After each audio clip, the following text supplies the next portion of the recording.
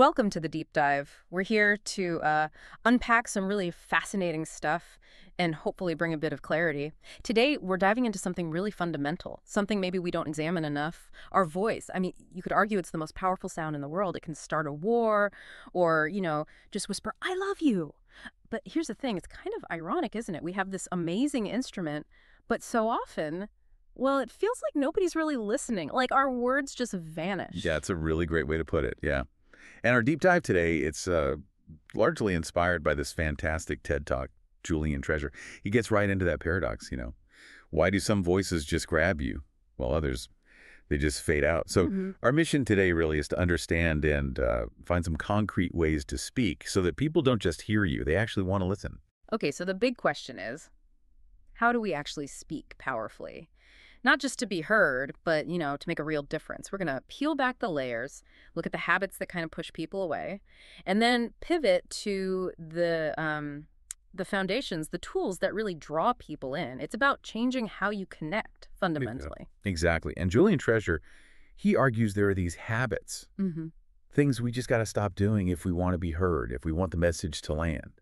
He actually, for a bit of fun, distilled them into what he calls the 7 deadly sins of speaking. Now, it's probably not exhaustive, but they're definitely common pitfalls, things we all run into, right, as speakers and as listeners too. Oh, man, I'm already thinking about my own habits. Okay, what's the first one? Where do we start? Number 1, gossip. Talking negatively about someone who isn't there. The insight here, Julian's point, it isn't just about being nice. It's about, well, how fast gossiping tells the listener you're unreliable.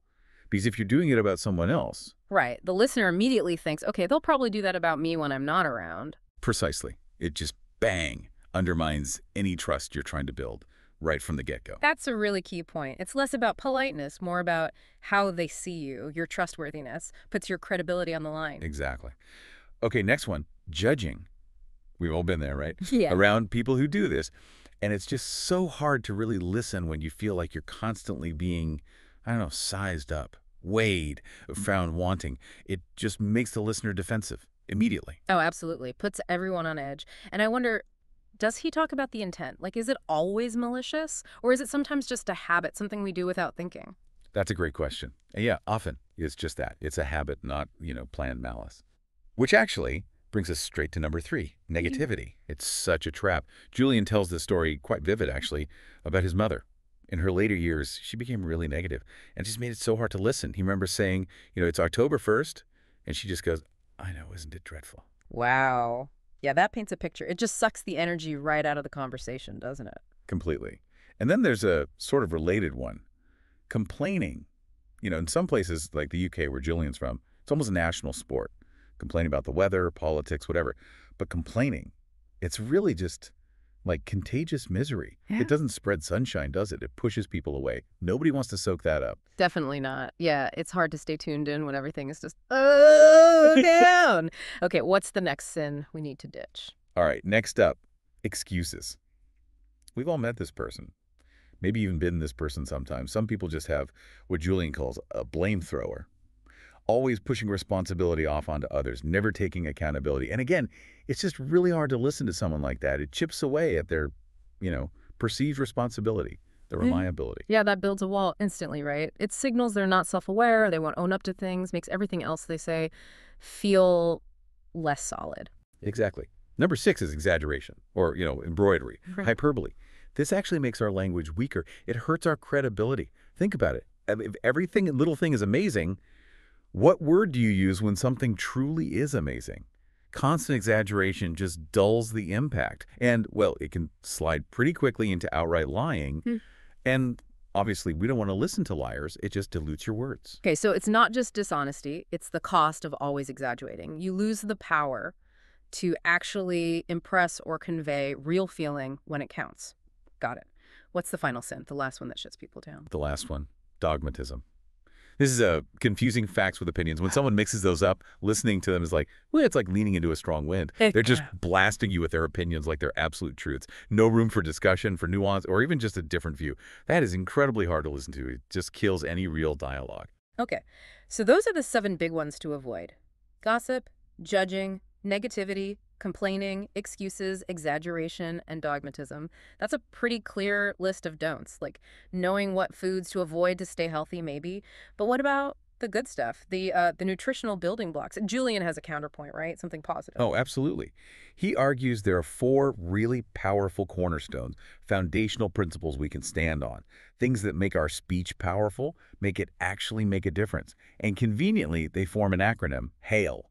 Hail, like the icy stuff, or like hailing a cab. Yeah, not the ice, more Yeah. like the other meaning, to greet or acclaim enthusiastically. Oh. And that's how Julian suggests our words can be received. If we build on these four principles, they make people want to listen. Okay, right, I'm listening. What do they stand for? So the H is for honesty. Pretty straightforward, right? Being true in what you say, being straight, clear, transparent. The A is for authenticity, just being yourself. A friend of Julian's put it nicely. Standing in your own truth. It's about letting the real you come through, not some act. Honesty and authenticity. Okay, be truthful, be yourself.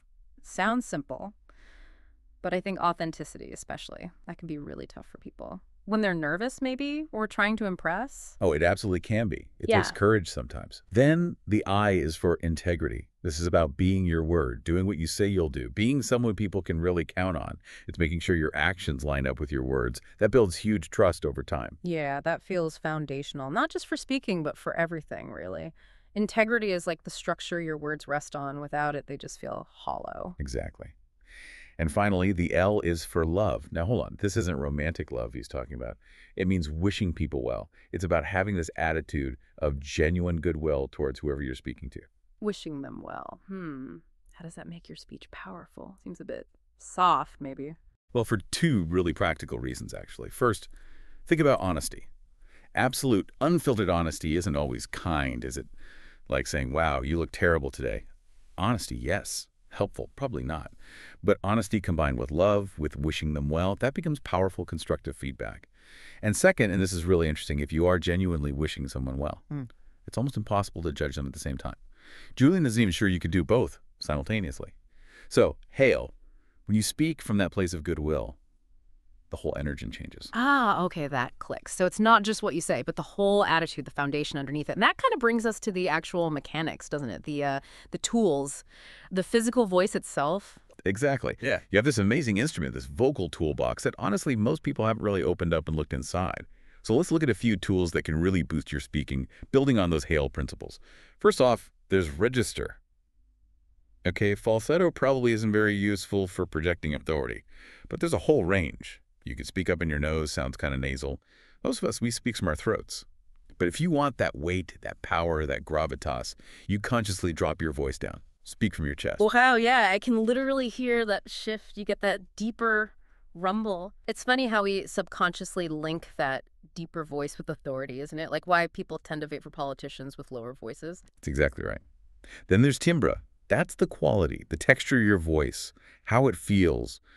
Julian mentions research showing we're just drawn to voices that are rich, smooth, warm, like hot chocolate, he says. It's the voice's emotional quality. And here's the key thing. Even if that's not your natural voice, things like conscious breathing, better posture, specific exercises, they can actually help you develop that resonance, make your voice more appealing, make people more receptive. So it's not just pitch or how loud you are, it's the actual felt experience of the sound. And the fact you can train it, that's powerful. It means it's a skill, not just something you're born with. Yes, absolutely. And then prosody. This is the music of speech. The rhythm, the intonation, the melody. Julian calls it the meta language because it adds so much meaning beyond the words. Think about, I didn't say you stole the money versus I didn't say you stole the money. Yeah. Same words, totally different meaning, right? Just from the emphasis. And people who speak in a flat monotone, so hard to listen to. That's where the word monotony comes from. There's also that habit you hear a lot where every sentence ends like it's a question, even statements. That upward inflection, it really undermines your authority. Oh, that rising tone at the end. Yeah, I know exactly what you mean. Makes everything sound uncertain. Okay, what else is in this toolbox? Pace. Another crucial one. You can talk really fast to show excitement or urgency, or you can deliberately slow, right down for emphasis, let the important points really land, and of course, at the end of slowing down, there's silence. A pause is okay. There's nothing wrong with a bit of silence in a talk or conversation. You don't have to fill every second with ums and ahs. Silence, when you use it right, can be incredibly powerful. Draws people in, makes them lean forward. Yeah, silence definitely commands attention, forces a little moment of reflection for everyone. Then pitch often works with pace, like for excitement, but you can use pitch alone too. Think, where did you put my keys versus where did you put my keys? Different emphasis, different meaning. And finally, volume. Sure, you can get loud for excitement, or you can make people really listen, draw them right in by getting very quiet. Forces them to focus. Of course, some people just blast noise all the time, just impose their sound on others carelessly. Julian has a great word for it. Sodcasting. Not nice, not effective. Sodcasting. Ha! I am definitely using that one. Perfectly captures that feeling of sonic invasion. So these tools, they really matter when you've got something important to communicate. Big presentation, pitching an idea, asking for a raise, even a wedding speech. You kind of owe it to yourself and your message to open up that vocal toolbox and see what's inside. And like any engine, really, your voice works best when it's warmed up. Julian suggests a few simple exercises he does before talks. Things to release breath, get the lips and tongue moving, engage the whole vocal range, just gets everything ready. Right, it's about preparation, even for your voice, Nice. making sure you're ready to speak with purpose, with impact. So as we kind of wrap up this exploration of the voice, what's the bigger picture here? What does it all point towards? Well, here we are, right, in a world where often we don't speak that well to people who aren't really listening consciously, in environments that are just full of noise and, frankly, poor acoustics. So Julian Treasure asked this really powerful question. What would the world actually be like if we did speak powerfully to people who listened consciously in environments that were actually designed for purpose, for listening? Wow, if we consciously created sound, consciously consumed sound, consciously designed our spaces for sound. Yes, exactly. That's the broader vision. Yeah. A world that sounds better, works better. What would that world sound like? A world where understanding maybe is the default, where beautiful sound is just normal. A world where our voices don't just make noise, but genuinely make a difference. Well, that's something worth thinking about, isn't it? Thanks so much for joining us on this deep dive today.